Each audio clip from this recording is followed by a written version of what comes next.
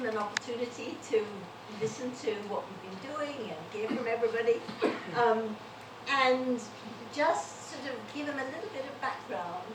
And we're meeting right here because It's the front office. it's the front office. You know, You guys. come on in. Come in. So, who would have thought 3 years ago that we would be sitting here today for the very purpose that we are? And 3 years ago is a long time. What's amazing to me is in this journey, we wouldn't have been able to do it without the team of amazing volunteers and supporters. And so many people have been involved in so very many different ways. I think we have the very best volunteers in the world. But the best volunteers in the world can't keep going day after day and week after week and month after month and year after year without having some management support, some professional leadership. And we thought to ourselves, you know, however are we going to find the very best person for the job to take us on? So we're a challenge. Yay. Yes. So I'd like to ask a couple of people to share a little bit of their journey with the PPA so that you can get a little bit of a sense of the story. Jan, do you want to start us off? I'm around where you can see, you can't see me. Can everybody see me here? There you go. Okay. I'm Jan Pierce. Welcome to Old Main Bookstore, better known as the front office. In November of 22, our journey started when the citizens realized that the Luther was the most endangered building in the state of Texas. Thank you to Preservation Texas. And these two ladies herded all of us together, or guilted or whatever, got us all together and said, we're going to save the Luther. And by golly, we did. And we started out in November of 22. We went to court in Bay City several times. We had Zoom meetings in here, which we continued through the years, especially when we had the judge in San Antonio that was actually the probate judge, who the courtroom threw us out after the first meeting in the court in Bay City. He said, you're in the wrong courthouse, this isn't mine. You need to get this probated first. Well, so we learned things as we went along the way. But we had several meetings in here, and sometimes we almost sat in each other's laps, and sometimes we didn't. But we've always had fun, and I really miss Irene and Elaine today. They are our feeders. And our decorators and our put-it-together people. So they are both at doctor's appointments today, and they said to tell everybody hello and wish they had been here, but we're at that age where we're always at doctor's appointments. So anyway, it has been a wonderful journey. I have certainly enjoyed everybody being here. I've met so many new people. And it's really just been a blessing to be a part of this group because the Luther is our icon and we need it. And our businesses need it. We need the tourism. We need to be known. And that's how we're going to get known, or how we have been known and how we should continue to be known. So thank you, Edith and Margaret. Thank you, Jan. If anybody needs something to drink, it's here. Food's there. I'm done. Thank you. So now, instead of the front office being here, the front office is next door. That's right. And now the role you play is going to be really a lovely role because we're going to be coming over and we're going to be visiting and we're going to be... Wonderful. Thanks, Jen. Cynthia. So, I know what I'm going to say. Okay. I was peripherally involved from the beginning because know that these two are really good friends of mine, and if you know them, you have no choice. You have to be involved. But I was just sort of fringe, but supportive. But then it came, so the Luther is saved. Now what?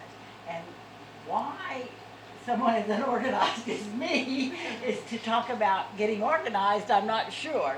But right away, it was apparent that, okay, well, Luther is saved. We need to decide where we're going from here. And that took a lot of talking and a lot of listening, and I think we did listen, and we began to hear what people thought we should do and what we thought we should do, and let's be practical. And we realized, okay, well, the first thing we're going to have to do is raise money. If we're going to raise money, we got to be a 501c3. So that really, I think, was the first step. And I looked it up, and July 1 is when we got our 501c3, and we got busy. We policies, you know. You got to have a flow chart. If you work with these people, you got to have a flow chart. You got to have bylaws. You got to have financial policies. You got to have a board. So we named an a transition board to meet and got busy doing things. I mean, the lounge for the city, the Pilots Lounge out there, and the exhibits for the Smithsonian of all things too. You know, went to speak at a big Smithsonian event. I can't even, the giveaway garage sale that I thought would never work, but it worked, you know, all of those things. And created the Legacy Circle. I think someone's going to talk about that. Found 50 core supporters that we felt like were going to be with us and back us no matter what. Needed money, writing grants, some cried, some joy. You know. The thing that became most apparent was that we had to have a director. We had to. I mean, we had so many irons in the fire, and things were going really quite well.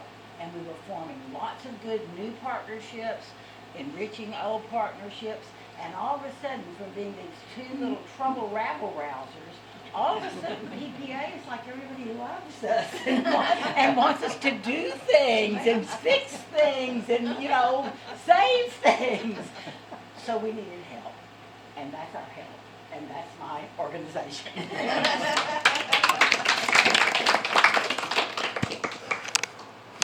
It's been an amazing journey, and everybody in here has been a part of that journey. April, tell us a little bit about your role. Well, So, I've been coming to Palacios for over 70 years. My family's from here. I never lived here. But if you ask my dad, he's here. I think this is the best place a child could ever be raised. It's a very special place to me. I live in Sugar Land. You get to El Campo, I'm relaxed. I know where I'm going, and I'll have a worry in the world when I get here. We like to fish. Our grandkids like to fish. After a couple of years, just by accident, they found out there was a real town. I was always going the back door, and they thought it was a cabin. I was like, no, it's a house. So this is where you go to school. I mean, people live here all the time. Yeah, people live here all the time. But I was involved with Edith at the museum years ago. I don't know how I did. I don't know why I was, but she was in charge of the museum, and I was helping with whatever she would tell me to do because I didn't know what to do. I got involved with this because it seemed the natural thing to do. I know that she's going to lead us in the right direction. So there's a project that's going on within the PPA called the Elsie Project. It was kind of initiated by a lady named Victoria Ketzel. Victoria, most of you know Victoria. Her and her husband Phil are really good friends with Jack Henry. And so it's kind of it's a compilation of a massive data to tell the story of the Luther Hotel. So I'll have to come clean here. I never went into the Luther Hotel until I was an adult, even though I was down here all the time. But with my granny's house or my grandma's house, they both lived here. And we never went in down there until the big class reunion that was held here in 2001. First time I'd ever been in there. Wow. it's just fun because you get to meet people from all walks of life. You get to meet people that have the same thoughts and ideas as you do about what's important. You know, this is an important town to me, and a lot of people. When I meet people that are new to Palacios, my first question is, "How did you get here?" I ask Miss Murphy, Dad. And now, what brought you to Palacios? And there's all kind of stories that go on with that. So that's what makes it fun for me. And if you'd like to join the team, join the team. And invite anybody, young or old. We need to get some more young people in here to perpetuate this thing. So, you know, maybe get some of the high school kids out here that need National Honor Society hours and let them be involved. Maybe that's going to kick off something with them. That's, you know, what else do you say? Anyway, I love this place. It's a special place to me. I've got family left here. I have a few family up on my dad's side in Lexington. But I love coming down here. It's a Palacios is a special time for me. And my grandkids. Thanks, April. So, you know, the volunteers at the PPA are so different, and they have so many different stories and backgrounds. And, you know, April's taken over the Elsie project really from Victoria, but she's out of town. And so Ellie has taken over the in-house piece of it. I mean, I love the way that things evolve, and so somebody's doing this and somebody's offering that. And in fact, I wanted you to have a look at some points. You can't all see it now, but the quilt behind there. April made the quilt as a fundraiser that we're going to take to the Seafood Festival. So, Mr. Mayor, do you want to say something? Oh, yes. Always. I'm kind of like Cynthia. I've been involved in the peripherals all this time. Unofficial mayor, get up here.